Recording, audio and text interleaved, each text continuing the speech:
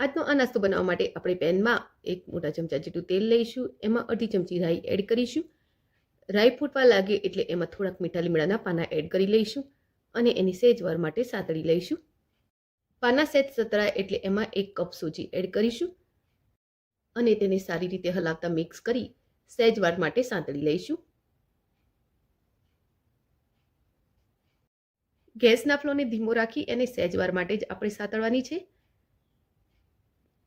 હવે આપણે આમાં મસાલા એડ કરી લઈએ. તો 5 ચમચી જેટલી હળદર એડ કરીશું, અડધી ચમચી ચીલી ફ્લેક્સ, અડધી ચમચી ધાણાનો પાવડર, સ્વાદ મુજબ મીઠું અને અડધી ચમચી આપણે આમાં લાલ મરચું એડ કરીશું. હવે એને સારી રીતે હલાવી મિક્સ કરી લઈશું. હવે 1 કપ સૂજીમાં આપણે 1 કપ પાણી એડ કરીશું. જરૂર લાગે કે સૂજી પૂરી પલળી નથી તો થોડુંક પાણી આપણે બીજું પણ એડ કરી શકીએ છીએ. હવે આને સતત હલાવતા રહી ચડવી લેવાનું છે. તો જેમ જેમ એ ચડશે એમ એમ એ ઘટ થવા લાગશે અને એકદમ એ ડોના ફોર્મમાં આવી જાય ત્યાં સુધી એને ચડવાનું છે. તો હવે તમે જોઈ શકો છો એકદમ કડક ડો આનો તૈયાર થઈ ગયો છે. તો હવે આપણે ગેસના ફ્લોને બંધ કરી લઈશું અને તૈયાર કરેલા આ ડોને આપણે પ્લેટમાં લઈ લઈશું અને સહેજ વાર માટે ઠંડો થવા દઈશું. થોડો ઠંડો થાય એટલે આપણે એમાં 1/2 કપ ચોખાનો લોટ એડ કરીશું અને 1/2 કપ ચણાનો લોટ એડ કરીશું. ત્યારબાદ એમાં અડધી ચમચી ચાટ મસાલો એડ કરીશું અને અડધી ચમચી કાળા મરીનો પાવડર એડ કરી લઈશું. હવે એમાં ઝીણા સમારેલા લીલા મરચાં અને લીલા ધાણા એડ કરીશું. ત્યારબાદ આમાં 1 નંગ બાફેલું બટેકું ખમણી લઈશું યા પછી આ રીતે મેશ કરી લઈશું.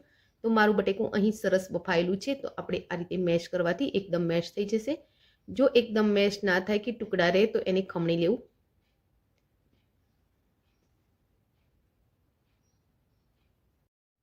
આ બધી જ વસ્તુને સારી રીતે મસળી એનો ડો તૈયાર કરી લેવો. તો ફ્રેન્ડ્સ, તમને મારી રેસીપી થોડી પણ ગમતી હોય તો ચેનલને સબસ્ક્રાઇબ કરી લો અને આ વિડીયોને લાઈક કરી લો અને તમારા ફ્રેન્ડ સર્કલ અને ગ્રુપમાં શેર કરો. તો આ રીતે આપણો એનો ડો તૈયાર કરવાનો છે.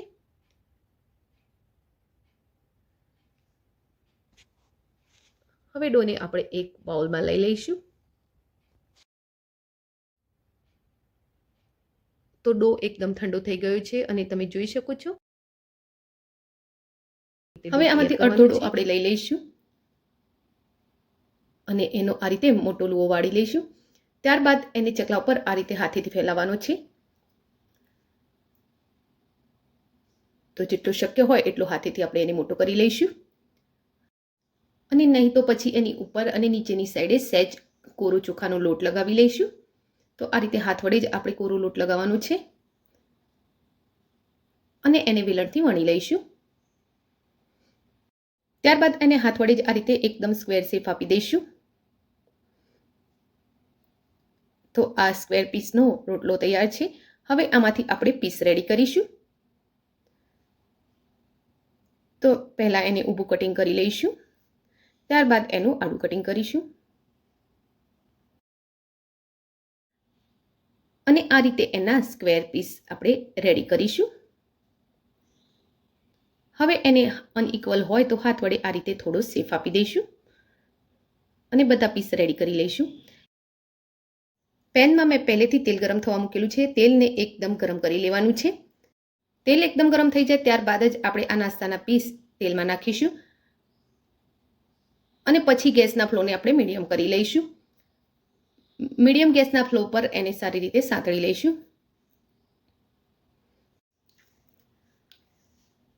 તો આ રીતે પલટાવતા રહી એને એકદમ ક્રિસ્પી બનાવી લેવાના છે.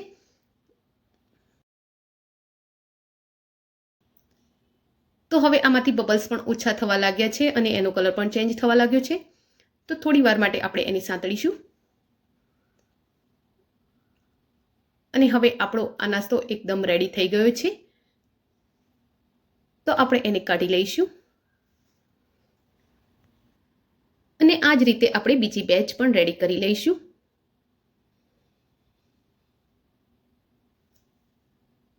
તો આપણો આ ક્રિસ્પી નાસ્તો રેડી છે.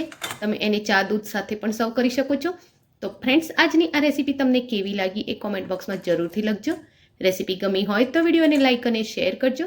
આવી જ બીજી રેસીપી જોવા માટે મારી ચેનલને સબસ્ક્રાઈબ કરી લેજો. Thank you for watching my video. જય શ્રી કૃષ્ણ.